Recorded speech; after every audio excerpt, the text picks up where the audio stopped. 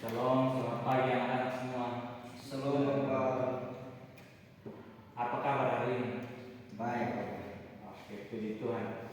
Sebelum kita mulai pelajaran hari ini, mari kita berdoa terlebih dahulu. Sebelum itu, Bapak minta satu orang pimpin doa.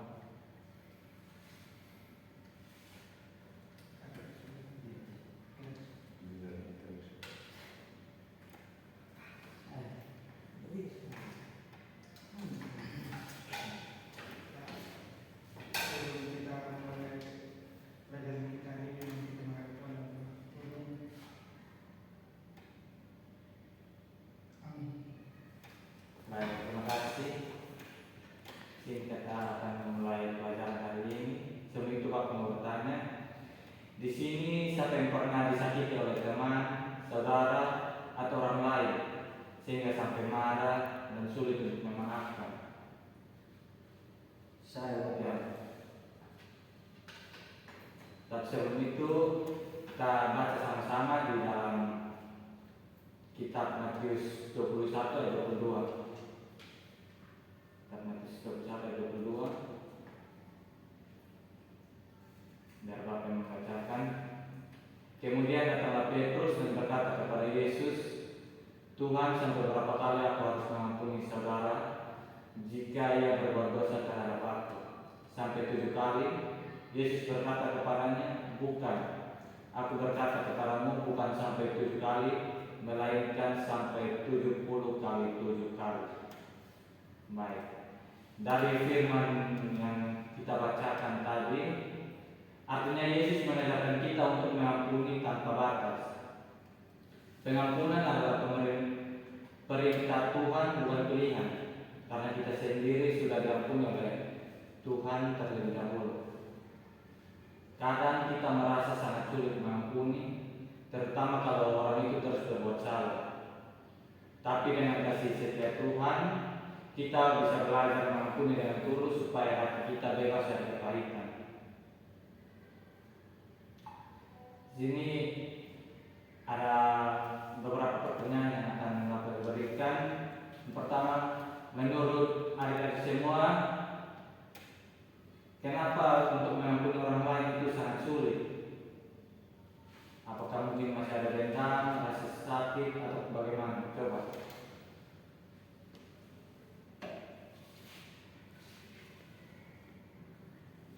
Kenapa mengampuni orang lain itu sangat sulit?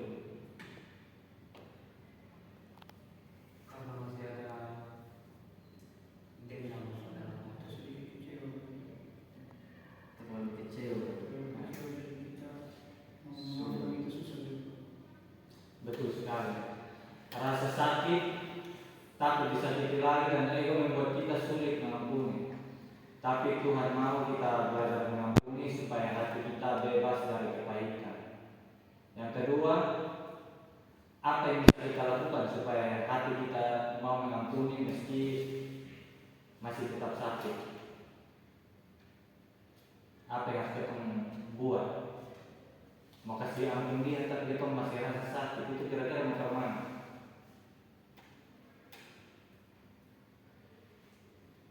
Belajar untuk melepaskan semua kesakitan atau perbuatan yang sudah dong buat atau Masih ada lagi? Belajar untuk berdamai dengan diri sendiri baru mengampuni orang lain. Oke, memang betul ya. Mengampuni itu memang sulit. Tapi kalau kita hanya mengampuni itu memang sulit karena kita hanya mengandalkan kekuatan sendiri. Tapi kita harus mendekatkan diri pada Tuhan supaya bisa mengampuni dengan tulus. Yang ketiga, apa yang terjadi pada diri kita kalau kita terus menyimpan dendam dan tidak mau mengampuni? Coba. tidak ada hubungan yang baik dengan sesama. Masih ada lain? Baik, yang betul juga ya. Dendam itu membuat kita semakin terikat dengan rasa sakit, bahkan menghalangi kita merasa sukacita dan damai sejahtera dari Tuhan. Jadi di sini Jadi kalau kita mau hidup damai dan penuh sukacita, kita perlu belajar mengampuni. Seperti contoh nyatanya itu adalah Yesus sudah mengampuni kita. Anak-anak, mengampuni bukan berarti membenarkan perbuatan orang yang menyakiti kita, tetapi membebaskan diri dari kepahitan. Ketika kita mengampuni, kita sedang meneladani tokoh Yesus Kristus.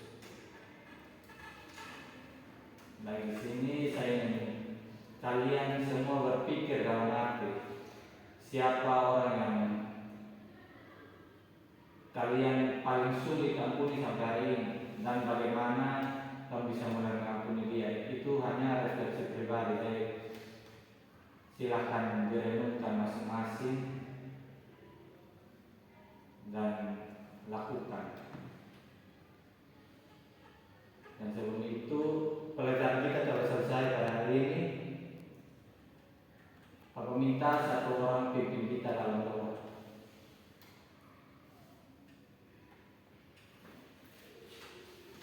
Oke.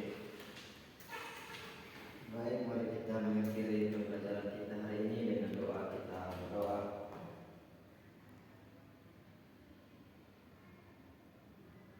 Amin. Materi kita selesai. Salam. Shalom.